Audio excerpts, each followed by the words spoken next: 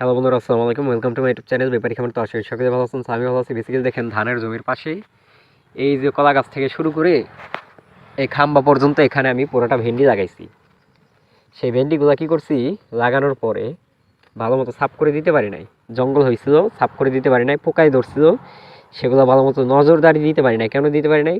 যখন জঙ্গল হয়েছে তখন আমি ঢাকায় ছিলাম, মানে কিছুদিনের জন্য ঈদের বন্ধে বেড়াইতে গেছিলাম আর কি।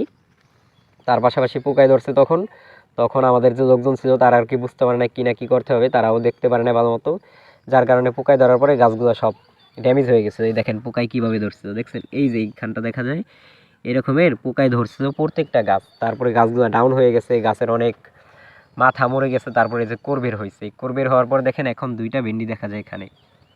তো এরকমের গাছের বয়স হয়েছে, কিন্তু যার কারণে ছোট ছোট গাছেই ভেন্ডি হইতেছে। দেখেন এই যে একটা গাছের বয়স হয়েছে, যার কারণে ছোট থাকতে এগুলার ভেন্ডি হইতেছে। এখন যদি আমি আগে ভালো মতো পরিষ্কার করে সামান্য কিছু সার দিয়ে দিতাম, তাহলে হয়তো এই গাছগুলো তাড়াতাড়ি বেড়ে উঠতো। আর দ্বিতীয়ত যদি পোকার ওষুধটা আগে দিতে পারতাম, তাহলেও গাছগুলো তাড়াতাড়ি বেড়ে উঠতো, এতদিন আমি ভেন্ডি বিক্রি করতে পারতাম। তো যাই হোক, এই ভেন্ডিগুলো আরও কয়েকটা কারণ, তার মধ্যে হচ্ছে এখানে অনেকে বীজ ফালাইছে এই জায়গাটায়, ফাঁকা জায়গাটায়। আমি চাইছিলাম যে আমি এখানে শাকসবজি ফালাবো, কিন্তু না, এলাকার কিছু লোকজন বলছে আমরা বীজ ফালাই। পরে তাদেরকে বলছে আচ্ছা ঠিক আছে ফালাম, যেহেতু একটা আবদার করছে, না তো আর বলা যায় না, বুঝেন নাই?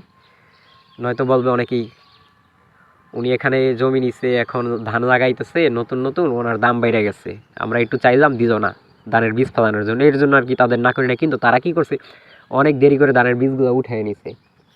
তো অনেক দেরি করে যখন উঠায় নিছে, যার কারণে আমার দেরি হয়েছে এগুলো লাগাইতে, যার কারণে অনেক লেট হয়ে গেছে। নয়তো এগুলো যদি আগে উঠতো তাহলে আমি একটা ভালো দাম পাইতাম, কারণ রমজান মাসে 150 টাকা করে কেজি গেছে।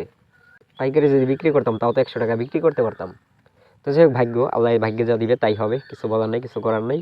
এখন আর কি আস্তে আস্তে পরিষ্কার করে দিচ্ছি।